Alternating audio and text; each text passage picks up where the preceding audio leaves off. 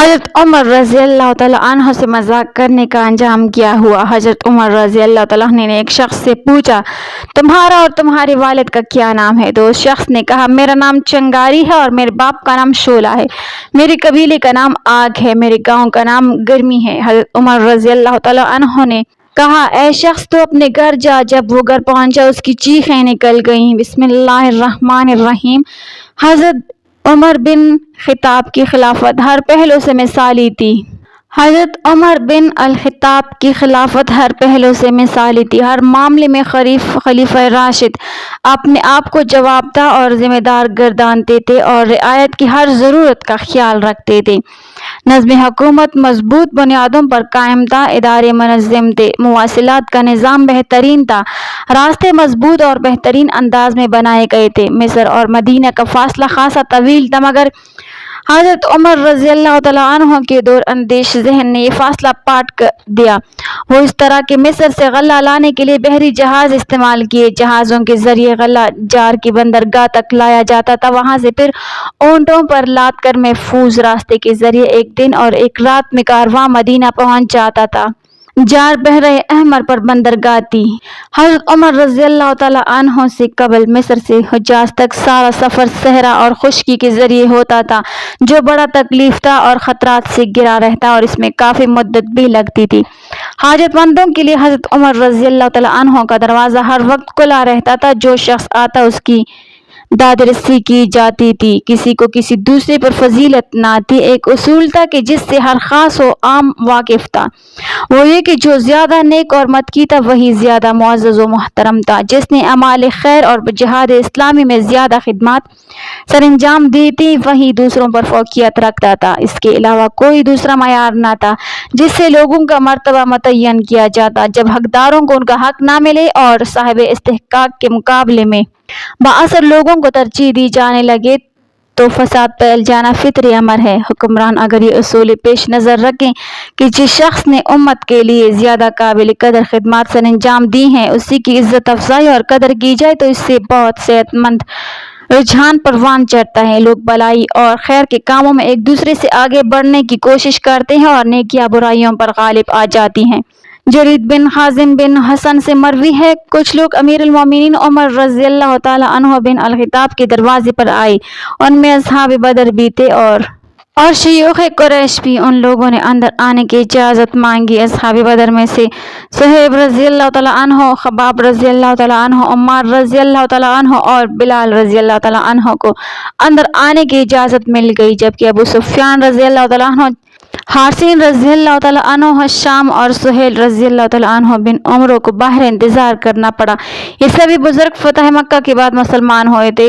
اس صورتحال کو دیکھ کر ابو سفیان رضی اللہ تعالیٰ عنہ نے کہا، آج کے دن سے زیادہ میں نے اپنی بے قدری کبھی نہ دیکھی تھی۔ رؤسائے قریش باہر بیٹھے ہیں اور غلاموں کو اندر بلا لیا گیا ہے۔ یہ سن کر سہیل رضی اللہ تعالیٰ عنہ بن عمرو نے کہا، اے سرداران قریش، میں نے آپ کے چہروں پر ناراضی کے آثار دیکھ لیے ہیں، اگر غصہ کرنا ہے تو اپنے آپ پر کریں۔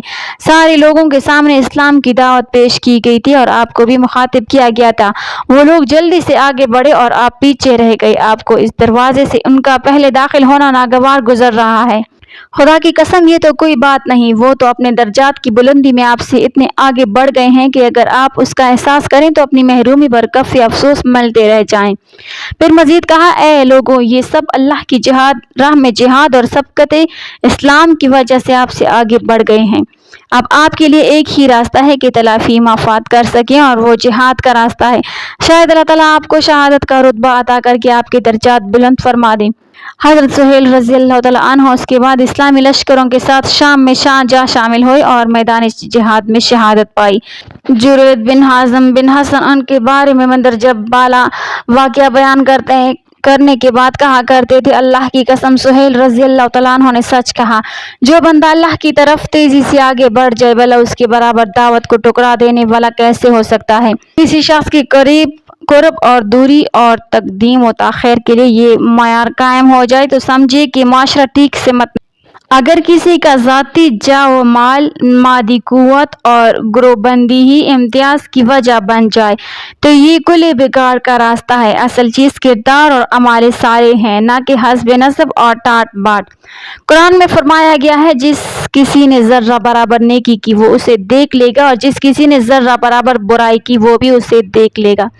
حضرت عمر رضی اللہ تعالیٰ عنہ بطور حاکم اپنے فرائض کی ادائیگی میں سرگرم عمل رہتے تھے۔ بہت سے نیک نفس حکمران اور بھی ہیں جو اپنی جملہ ذمہ داریوں کی ادائیگی کا اہتمام کرتے تھے۔ آج بھی اگر کوئی حکمران سنجیدگی سے کمر ہمت باندھ لے تو یہ کام کر سکتا ہے، مگر حضرت عمر رضی اللہ تعالیٰ عنہ کا اس معاملے میں کمال یہ ہے کہ وہ ان فرائض کی ادائیگی میں لطف محسوس کرتے تھے۔ ان کے نزدیک یہ عبادت کا حصہ تھا۔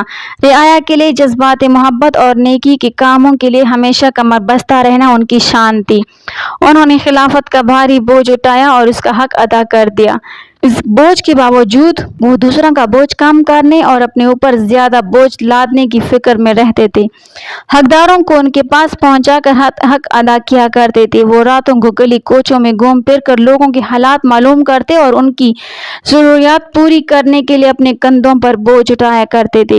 ایک مرتبہ حضرت عمر رضی اللہ تعالیٰ عنہ خود رجسٹر اٹھائے بنو خزاعہ کے پاس قدید پہنچے اور ان کے وظیفے انہیں دیتے ہوئے فرمایا، یہ ان کا حق ہے، انہیں اپنا یہ حق وصول کر کے اتنی خوشی نہیں ہوئی ہوگی جتنی مجھے ادا کر کے ہو رہی ہے۔ تم لوگ میری تعریف نہ کرو، میں نے کیا تیر مارا ہے، بس اپنا فرض ادا کیا ہے۔ ایک دن امیر المومنین حضرت عمر فاروق اعظم رضی اللہ تعالیٰ عنہ نے ایک شخص سے دریافت کیا کہ تمہارا نام اور تمہارے والد کا نام اور پتہ کیا ہے؟ تو اس شخص نے کہا، میرا نام جمرہ یعنی جنگاری اور میرے والد کا نام شہاب یعنی شعلہ ہے اور میرے قبیلے کا نام ہرکا یعنی آگ ہے اور میرے گاؤں کا نام گرمی ہے۔ آپ نے پوچھا کہ گرمی والا گاؤں کہاں ہے؟ تو اس شخص نے کہا یعنی شعلہ والی جگہ میں۔ یہ سب سننے کے بعد حضرت عمر فاروق اعظم رضی اللہ تعالیٰ عنہ نے فرمایا، اے شخص اپنے گھر جا اور گھر والوں کی خبر لے کہ تیرے سب گھر والے آگ میں جل کر مر چکے ہیں اور تیرا گھر جل کر تباہ و برباد ہو چکا ہے۔ وہ شخص گر گیا تو دیکھا کہ واقعی گھر میں آگ لگی ہوئی ہے اور گھر کے تمام لوگ جل کر مر چکے ہیں۔ اللہ تعالیٰ نے عمر فاروق اعظم کی بات کو سچ فرما دیا کہ وہ شخص اپنے الفاظ سے عمر فاروق اعظم کی شان میں گستاخی کر رہا تھا تو اس کا انجام برا ہو گیا۔ ایک مرتبہ امیر المومنین حضرت عمر فاروق اعظم رضی اللہ تعالیٰ عنہ نے ایک عظیم لشکر ایران کے شہر نہابند میں بھیجا اور نہابند شہر مدینہ طیبہ سے سینکڑوں میل کی دوری پر ہے اور اس اسلامی لشکر کے امیر حضرت ساریہ رضی اللہ تعالیٰ عنہ تھے۔ امیر المومنین حضرت عمر فاروق اعظم رضی اللہ تعالیٰ عنہ نے ایک دن مدینہ طیبہ کی مسجد نبوی میں جمعے کا خطاب دے رہے تھے۔ امیر المومنین رضی اللہ تعالیٰ عنہ نے بیچ خطبے میں خطبہ بند کر کے 3 مرتبہ فرمایا، یا ساریہ الجبل، یا ساریہ، یا ساریہ الجبل، یعنی اے ساریہ پہاڑ کی طرف دیکھو، اے ساریہ پہاڑ کی طرف دیکھو، اے ساریہ پہاڑ کی طرف دیکھو۔ مسجد نبوی کی تمام نمازی حیران و پریشان ہو گئے کہ آخر معاملہ کیا ہے کہ امیر المومنین رضی اللہ تعالیٰ عنہ نے خطبہ کے بیچ میں خطبہ کو بند کر کے حضرت ساریہ کو آواز دے رہے ہیں، جبکہ حضرت ساریہ مدینہ طیبہ سے سینکڑوں میل دور ملک ایران کے شہر نہابند شہر میں دشمنان اسلام سے جنگ کر رہے ہیں۔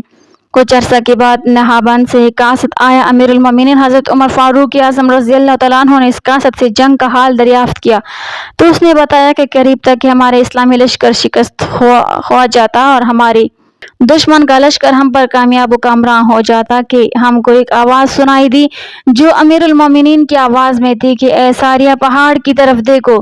اس آواز کو ہم نے 3 مرتبہ سنا۔ اس آواز کو سن کر ہم نے پلٹ کر اپنے پیچھے پہاڑ کی طرف دیکھا تو دشمنوں کے ایک لشکر جو بہت قریب تھا کہ جو پہاڑ کی طرف سے اسلامی فوج پر حملہ کرنے والا ہے، اور اس وقت تک ہم اس لشکر سے بے خبر تھے، لیکن جیسے ہی ہم نے یہ آواز سنی ہم نے فوراً پہاڑ کی طرف بھی حملہ کر دیا۔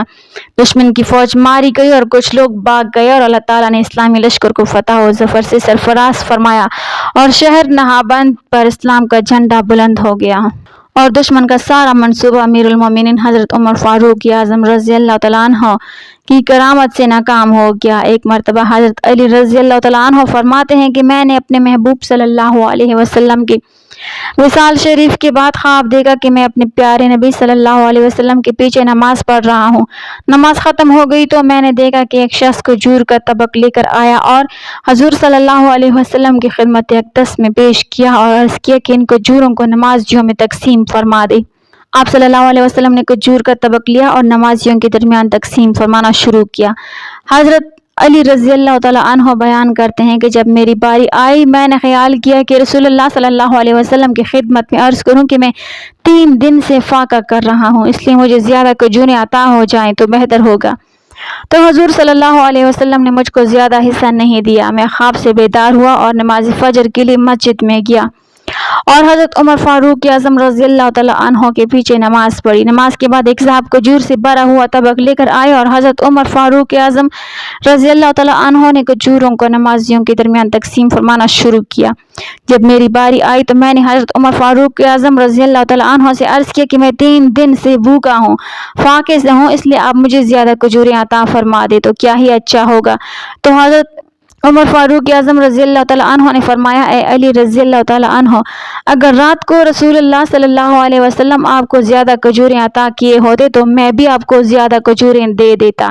حضرت علی رضی اللہ تعالیٰ عنہ بیان فرماتے ہیں، میں حیران ہوا اور میں نے جو کچھ خواب کی حالت میں دیکھا تھا وہ سب حضرت عمر فاروق رضی اللہ تعالیٰ عنہ نے تمام نمازیوں کے بیچ مسجد میں بیان فرما دیا ہے۔ امیر المومنین حضرت عمر فاروق رضی اللہ تعالیٰ عنہ کا دور خلافت ہے اور مدینہ طیبہ میں زلزلہ آیا۔ امیر المومنین حضرت عمر فاروق اعظم رضی اللہ تعالیٰ عنہ نے اللہ تعالیٰ کی حمد و ثنا کی اور اپنے درے سے زمین کو مارا اور فرمایا، اے ایمان والوں، اللہ تعالیٰ نے اپنے نیک بندوں کو کتنا اونچا مرتبہ عطا فرمایا ہے اور زمین کو محبوب بندوں کے تابع فرما دیا ہے۔ دیکھیے کہ حضرت عمر فاروق اعظم رضی اللہ تعالیٰ عنہ کے حکم سے زمین ٹھہر گئی اور زلزلہ ختم ہو گیا۔